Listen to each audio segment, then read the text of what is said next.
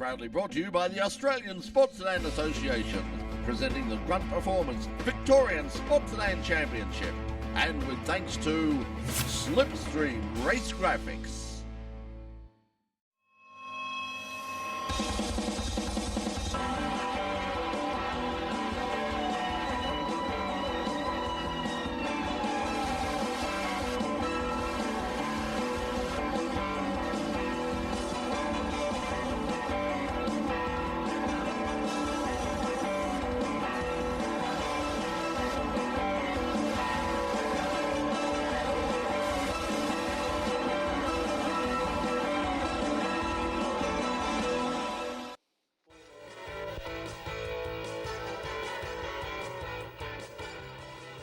Yes, hello everybody. Welcome to In Pit Lane, as we're coming to you on Channel 31 every Thursday night at 8:30, free to air right across Melbourne and Geelong. Also, you might be watching us live on the In Pit Lane YouTube channel or In Pit Lane Facebook page. If you're watching us via YouTube, remember to like and subscribe. That's very important. Keep in touch with what's happening with the world of In Pit Lane.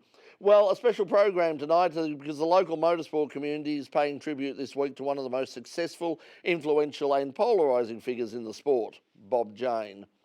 Robert Fredrick Jane was a product of working-class Brunswick. There was no silver spoon in Bob's mouth. He worked hard to escape his tough family background. Bob's first sporting passion was cycling at a time when the sport was huge in Melbourne. Big crowds would turn out to places like the Coburg Velodrome to watch all the action. It was cheap, accessible entertainment for the average family, and that was never lost on Bob. Bob and his brother Bill began their empire trading in used cars, slowly but steadily growing the business to eventually own a string of car yards right across Melbourne. After leaving cycling, Bob threw his enthusiasm into motorsport, winning 4 Armstrong 500 races in a row, as well as an Australian GT Championship and 4 Australian Touring Car Championships, his first and last exactly 1 decade apart. His eponymous T-Mart chain was an early pioneer of the franchise business model in Australia, and its success made Bob one of Australia's wealthiest businessmen. Off-track, Bob also brought and developed Calder Park Raceway, turning the short 1.6 kilometre circuit into what for many years was promoted as the centre of Australian motorsport.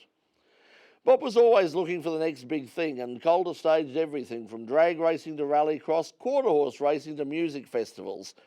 But his biggest and most audacious plan was to bring American-style superspeedway racing down under, and in 1987, Bob opened the Calder Park Thunderdome, a 1.8 kilometre oval based on the famous Charlotte Tri-Oval in the USA. Huge crowds turned out every summer to watch the action, which attracted not only big names from the USA, but also household names from the local scene, people like Dick Johnson, Russell Ingall, Alan Grice, and even Peter Brock.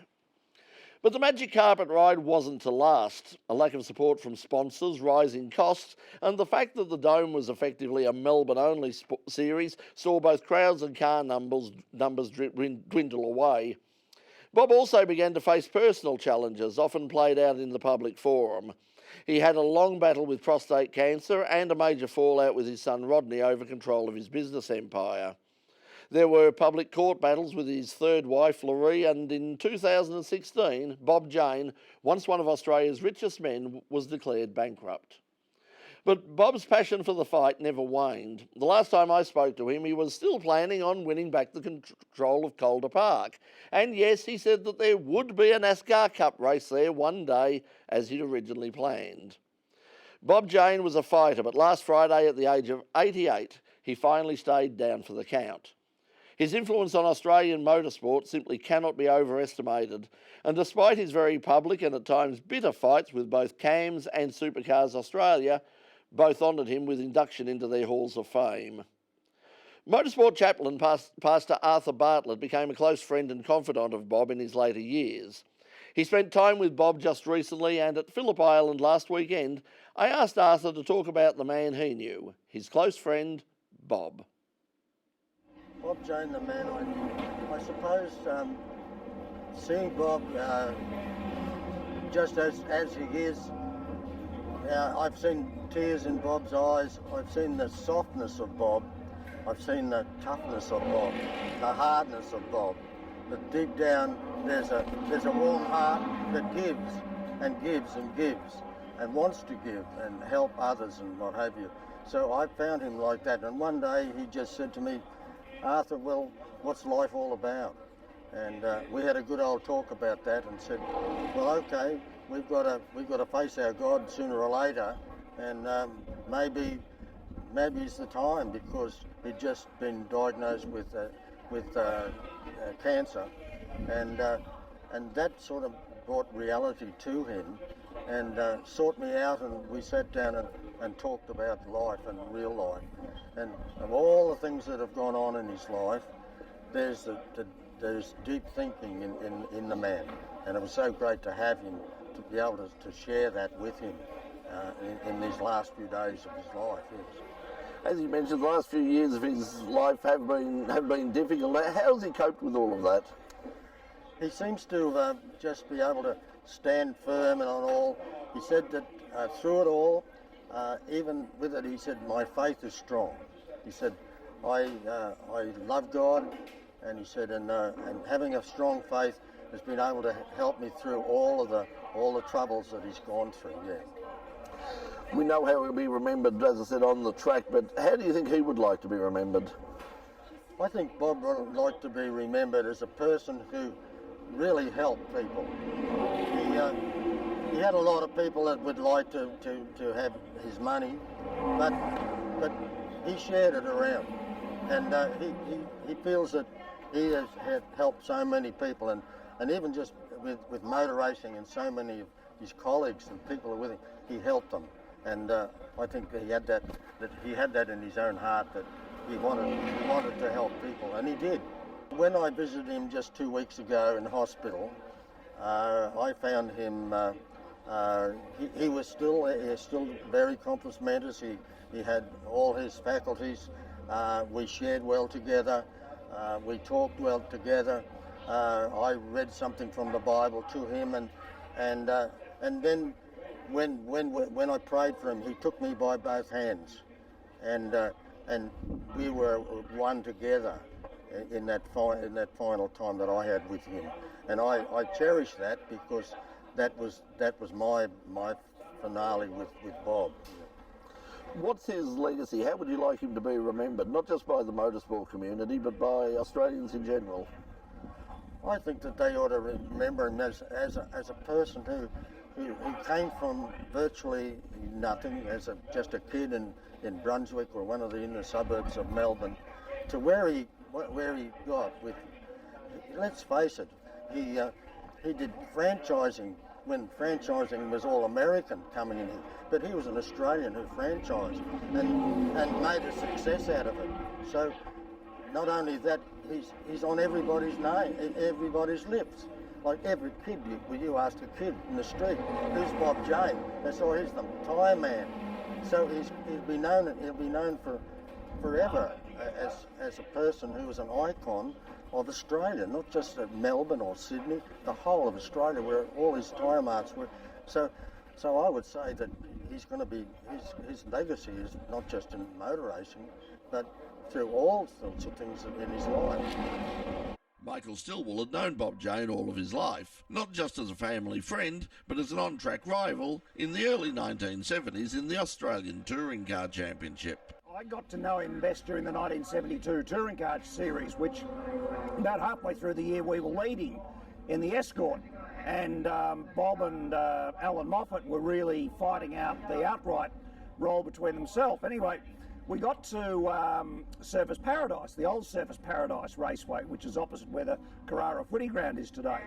And an orange Tirana turned up with Bob Jane T-Marts sponsorship on it, driven by none other than Dick Johnson. So Bob was giving Dick his start, which was fantastic for Dick, but it was putting another car between myself and an outright position to earn the extra points in the championship. But look, I'd always had enjoyed a really good relationship with Bob, as had Dad. And I remember when Dad died in 1999, and Pete Gagan had A, not been well, and B, had a few personal challenges that he was confronted with, and Bob actually brought him down from Sydney for Dad's funeral, and that was just a little sign of, the sort of thing that he would do to go that extra mile. And that for us as a family was very special to have Pete there on the day.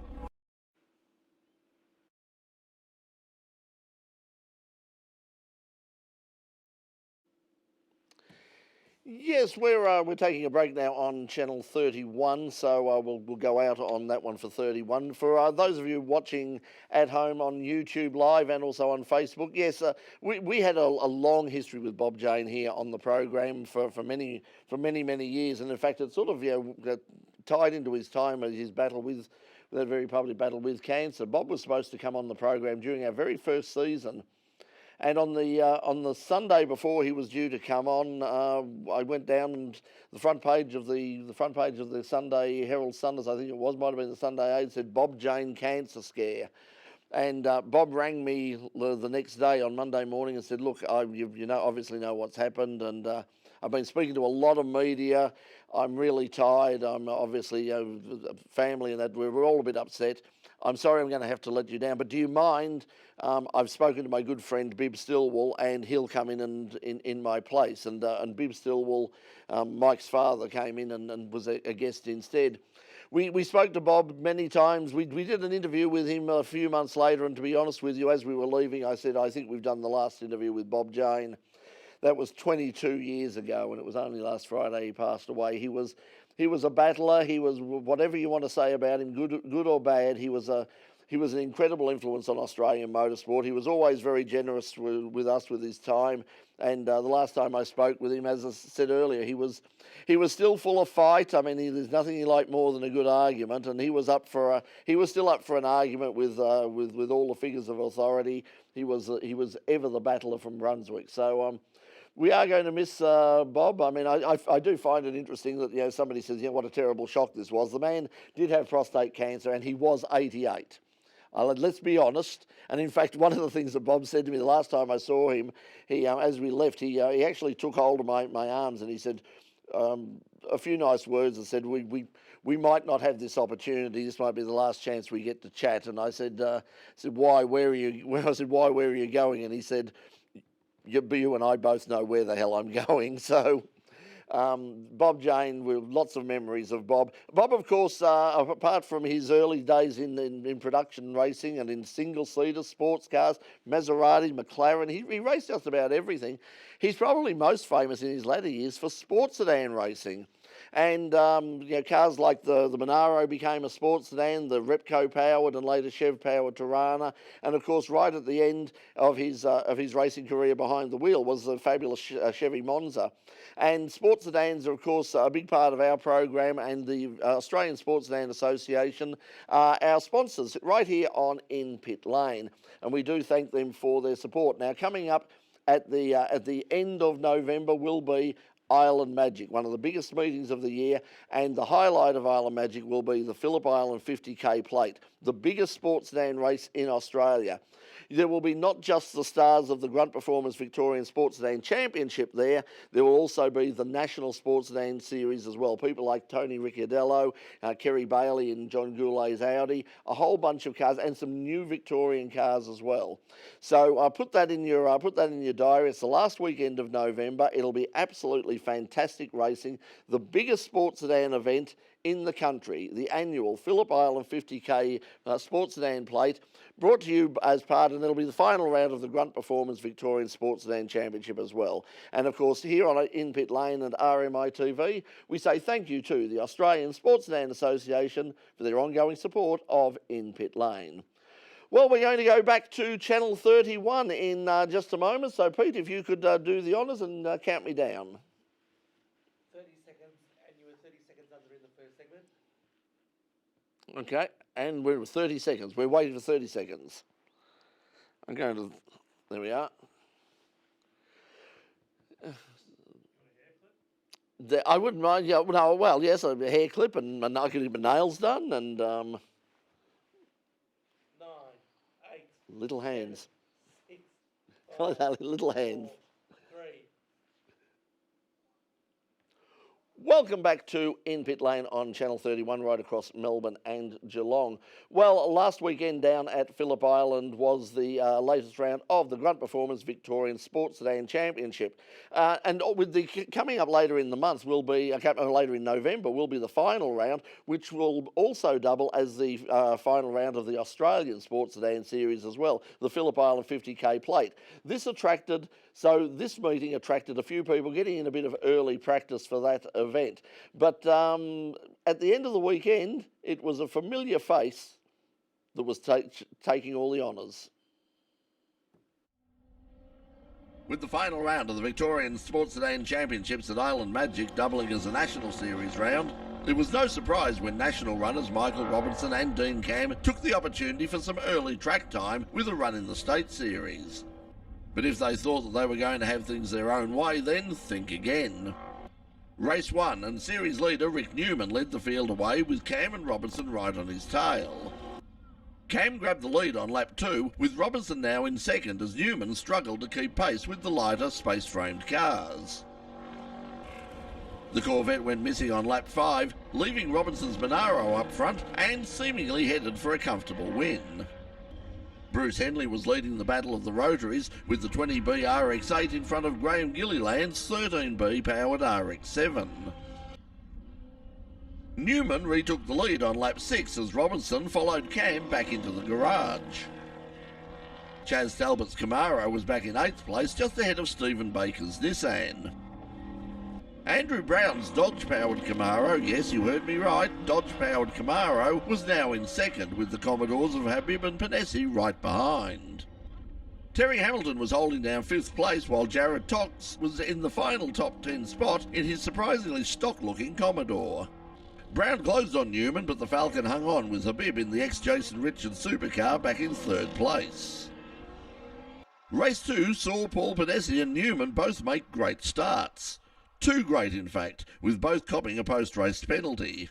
This effectively gave the lead to Chaz Talbot, with Gilliland now in 2nd place. Robinson was flying through the pack and was already up to 6th at the end of lap 1. Newman was still leading on the track and trying to put a gap on 2nd place Talbot as Robinson closed in for the kill. David Ratcliffe in the Walkinshaw Commodore was holding out Danny Timewell as Brown powered his way past Panesi on his way to 4th place. Newman crossed the line first, but his 5-second penalty relegated him to 2nd place behind Robinson with Chaz Talbot 3rd. It had been a tough weekend and only 13 cars lined up for the 9-lap feature race. Robinson won the start to break away to an early lead from Newman, Brown, Talbot and Gilliland. Habib soon found a way past Gilliland and set out to challenge Talbot. Robinson was well out in front again, but Newman began to close the gap, and at the end of lap 3, the Monaro had vanished from the timing screens. This left Newman to cruise to victory over Brown's Camaro and the Habib Commodore. Newman's win was enough to give the Falcon driver the overall weekend win and wrap up the championship despite one round still remaining. I looked at the entry list during the week and thought, we might have to deal with 4th and 5th along here. I know Brown's car and Robbo's car are always been quick, especially with Mike running in the National Series. Know that he lays down a 33, 34 down here and we're far from that. So yes, there was a bit of preservation for state championship, and knowing that Mike's been running nationals, he wasn't a threat to where we stand. But no, with a broken axle in the first race, so we managed to clean up that one, and then second race we ended up back in 2nd place. Me and my horrible starts, we ended up with a rolled start penalty. And then, I didn't think we were going to be in the hunt at all, being side by side for the third race today. But for some reason I haven't caught up with Mike yet to find out what the issue was. But claim all 3 victories for the weekend. Really happy. Well, it was a mixed weekend for the Australian debut of the new Sin sports car down at Phillip Island. The car, owned by Richard Bendel and driven by Ben Schutz, replaces the popular Daytona Coupe. The car had a few teething problems on its debut, but it showed great potential with a surprise win in the final race. I caught up with Richard Bendel and I asked him what they'd found out about their new car.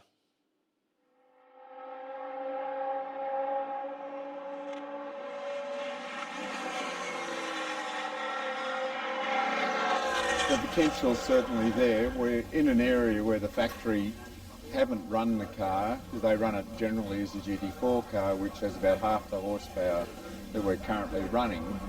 And we're finding that the aero loads at the speeds we're running, which is up towards 280k, are like 40k faster than GT4 trim, and consequently we're loading areas that they don't see.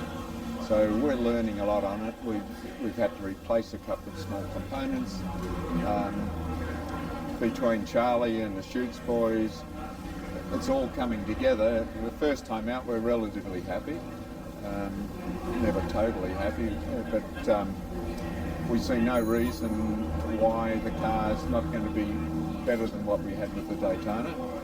It just requires a little bit of development, but first, this is the second day it's been on the track. I still think we'll be competitive. It's the marked cars mainly in the invited category at Bathurst.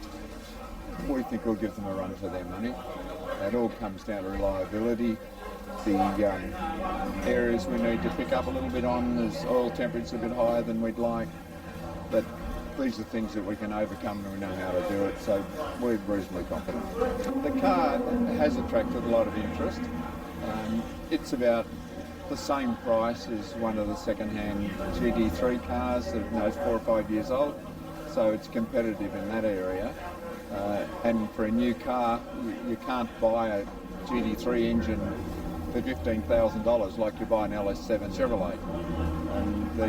The Albin's transaxles sort of comfortably under 25,000. They're good practical cars for people like us who haven't got sponsors.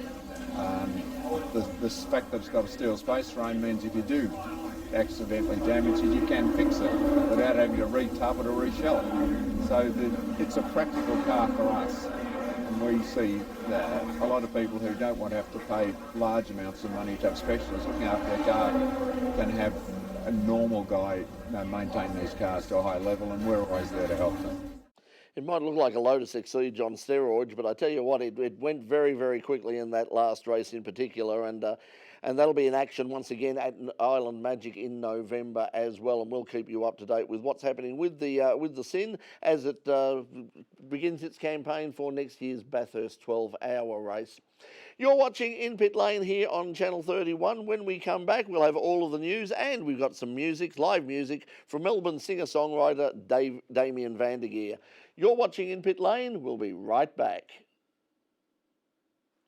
Okay, now for those of you watching at home, as I said, Damien Vandergeer is joining us in just a moment with a bit of music. Want to say thank you once again to the people at Slipstream Race Graphics, Scott and all the boys there, because as you've seen our lovely set behind us and our desk, the logo on the desk and all the rest of it, they came up with they did the printing on all that, and we really do appreciate it. So if you're looking to wrap your car or do anything like perhaps make your pit area more professional looking and all the rest of it, talk to Scott and all of these gang at Slipstream Race Graphics, and they will be able to no doubt be able to do something for you at a price you can afford. So thank you very much once again to Scott and the people at Slipstream for all of their assistance to In Pit Lane.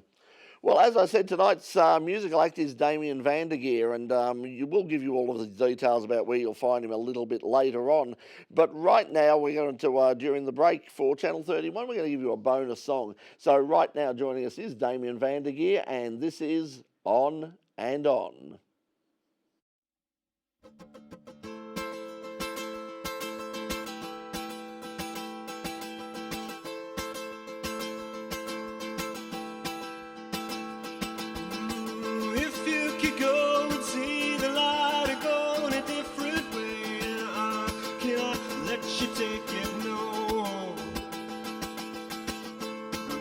Inside my mind, hold me down and make me pray. And I cannot let you go.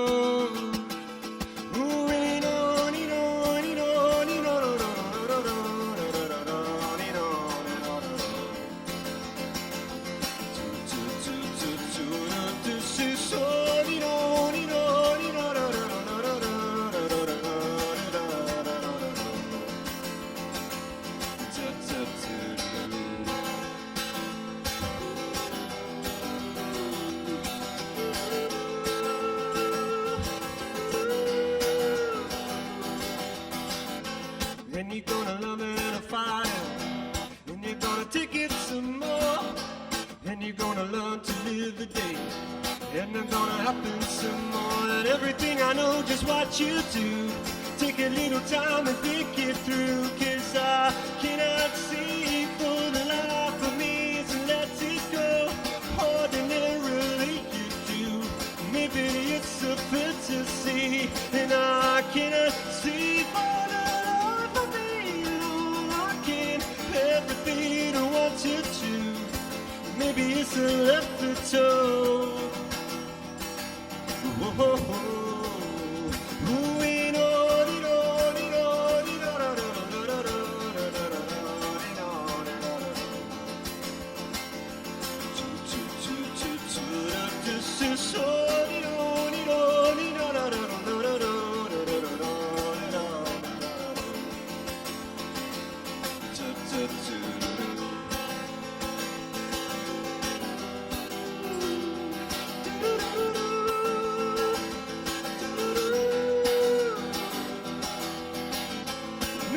Just the same, maybe I'm not left it so, and I cannot let you take it, no. But maybe I'm feeling like there's a way to go in a different way, and I cannot let you go. And everything I know, just what you do, take a little time and think it through, 'cause I'm gonna see for the life for me to let it go. Ordinarily you do, maybe it's a fantasy, and I cannot see for the love of me, and all I can, everything I want you to, maybe it's a left the toe. Whoa, whoa, whoa. Ooh, we know.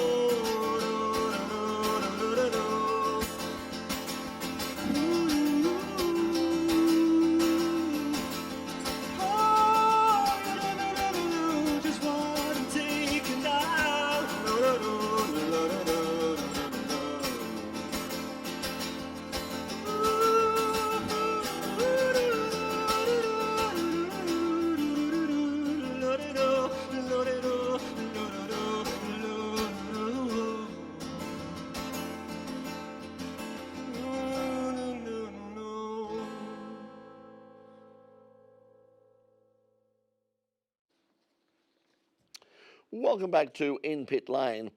Well, now coming up a little bit later on in the season, we've got lots of action coming up. There's still, as we said, Island Magic is just around the corner. Motor Classica is coming up very soon. Hopefully we'll have someone on, Paul Masons or somebody to talk about Motor Classica. We have the Sandown Historic, always a huge meeting. That's coming up in November as well. So plenty. And of course, this weekend, there's something happening up at Bathurst. It's not the 12-hour, it's much shorter than that. But anyway, so obviously we'll give you, if any news, or as much as we're allowed to give you next week on the program, when our special guest host will be none other than our eager young space cadet, Mr. Jack Brennan. He'll be sitting, well, he won't be sitting in this seat.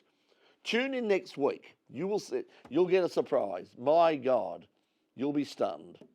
But then you're probably easily stunned. Now, on the weekend, look, there wasn't a lot of news over the weekend. As I said last week, things are sort of slowing down overseas, but there is, of course, a race coming up at Bathurst this weekend. Last appearance for the Ford Falcon, for what it's worth, and let's find out about that and other things that shall amaze you in the In Pit Lane Motorsport News.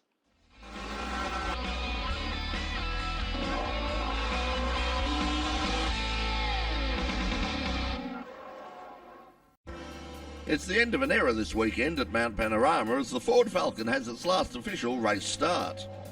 With Ford teams running the modified Mustang body shell next year, this year's Bathurst will be the last hurrah for a car that has won 14 times on the mountain. Tickford are paying tribute to the car with a special livery on the cars of Richie Stanaway and Mark Winterbottom. Yeah, it's a sad moment, I guess, that you'll see a Falcon for the last time at Bathurst, but you'll still see Ford there next year. So it's kind of, out with the old, in with the new. The last hurrah, it's been successful for me there. I've had good and bad runs, but it's an iconic moment to see the Falcon go for the last time, and running special liveries to showcase, I guess, history of Ford and the Falcon and all that side is special as well on my behalf. So looking forward to it, and we want to give it a good send-off. So that's the plan. With so many magnificent race circuits right across the USA, who in their right mind thought it was a good idea to run NASCAR's first ever road race playoff round on a Mickey Mouse single-lane temporary track on the Charlotte Oval infield? Ryan Blaney did a Stephen Bradbury, coming from behind to win the race after Jimmy Johnson tagged race leader Martin Truex Jr. at the final chicane. Turn 1 was the bête noire of most of the drivers, with this chaotic effort ending the chances of several drivers, including Brad Keselowski, Kyle Larson and Paul Menard. Lewis Hamilton won last weekend's Russian Grand Prix at Sochi, but only after teammate Valtteri Bottas was forced to move aside to let his championship-leading teammate past. Bottas started from pole and looked set for an all-the-way victory until the radio message calling on him to let Hamilton go past. Bottas hung on for second, keeping Hamilton's only rival for the title, Sebastian Vettel, in third place.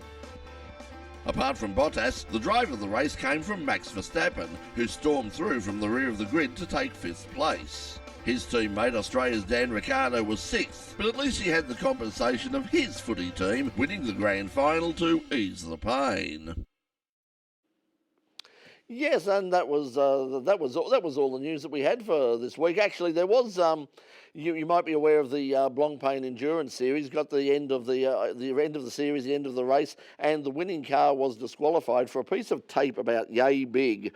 We'll give you all the news about that next week. Didn't have time and didn't have all the facts this week, but we'll probably give you those details next week, along with all of the news from Bathurst and other wonderful things. Well, that's about all we have time for you this week on In Pit Lane, but to take us out tonight, our musical act is Damien Vandergeer. You can find Damien on Facebook at Damien Vandergeer Music, and on Reverb Nation under Dame's Music and Music page, Dame's Music page, and Dame Vandergeer on YouTube. But right now, he's going to be playing us out, and so until Jack Brennan sees you here next week on the program, from all of us here at In Pit Lane, it's good night. And here's Damien Vandergeer with To Get Someone. Good night.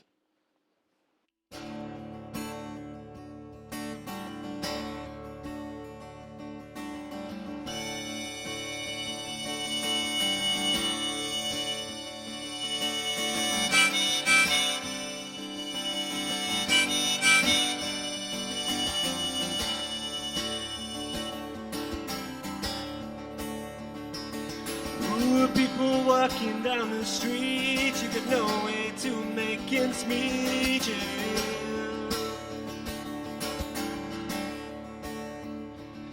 Ooh, you look inside your only face, you found out you left it alone, yeah.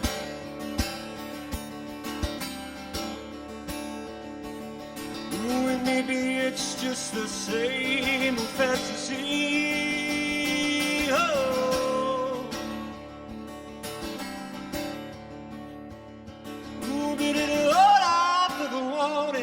There's just a better song, oh, to get someone. But the road is paved with laughter, never leave me oh someone.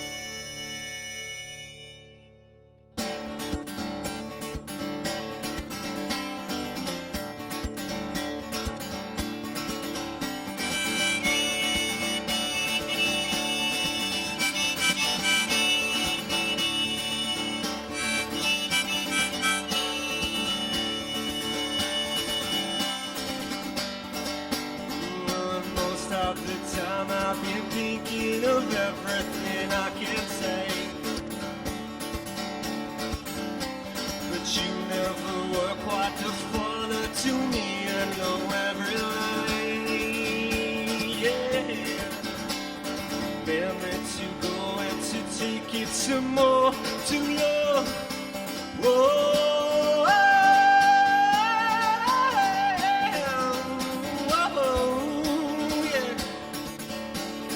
Whoa, yeah.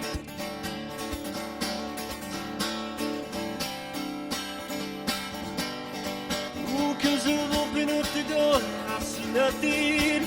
'Cause I've opened up the wide and I see something. 'Cause I open up the world just to sing me to get someone. 'Cause I'ma get someone. Ooh, ain't open up the door and I see nothing. 'Cause I've opened up the wide and I see something. 'Cause I open up the world just to sing me to get someone. 'Cause I'ma get someone. Oh, yeah.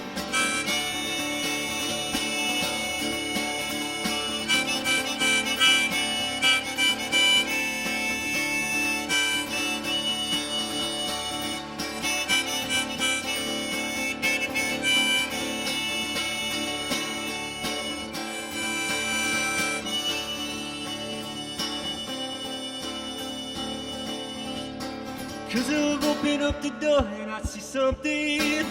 Cause I open up the wide and I see nothing. Cause I open up the world just to save it to get someone. Cause I'ma get someone.